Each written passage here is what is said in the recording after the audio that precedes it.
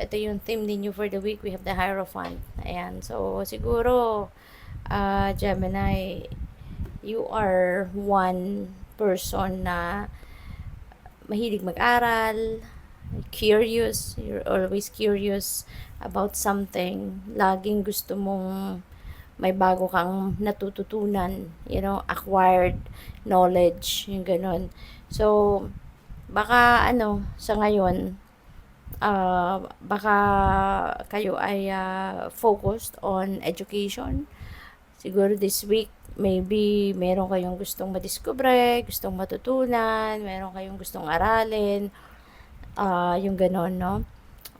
Maaari kasi na you are mentor, you're a teacher, no? Counselor, mga ganon. Kaya dapat lagi ka talagang there's always something new, no, na pwede ninyong i-share, pwede ninyong knowledge na dapat ninyong i-impart sa iba, no, sa mga taong lumalapit sa iyo, humihingi ng advice, yung mga ganon, ano. Kaya kayo, masipag kayong mag-aral, masipag kayong matuto ng something new. So yung current energy ninyo is the Nine of Wands, So feeling ko dito, this is boundaries, Gemini.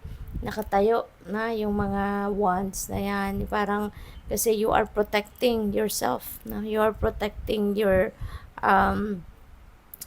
energetic field, you're protecting anything valuable dito, no? Kaya binakuran mo, kumbaga, yung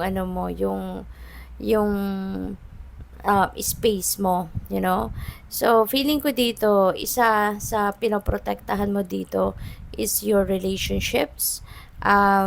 Kasi maaari na ang iba sa inyo rito, baka kayo ay inaabuso.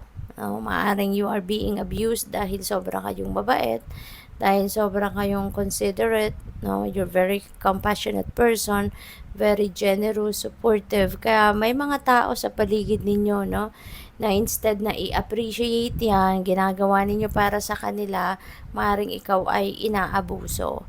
Kaya maaari na ngayon, siguro you are going to try to build your healthy personal boundaries to save your relationships. Kasi ganun pa man, mahalaga din sa iyo yung relasyon mo sa mga tao sa paligid ninyo. Kaya maaari na yung mga tao din ito is valuable para sa iyo. Ayaw mo rin na masayang yung relationship mo with them. Kaya ikaw na lang yung gagawa ng paraan, 'di ba? Para mapangalagaan ang inyong relationship.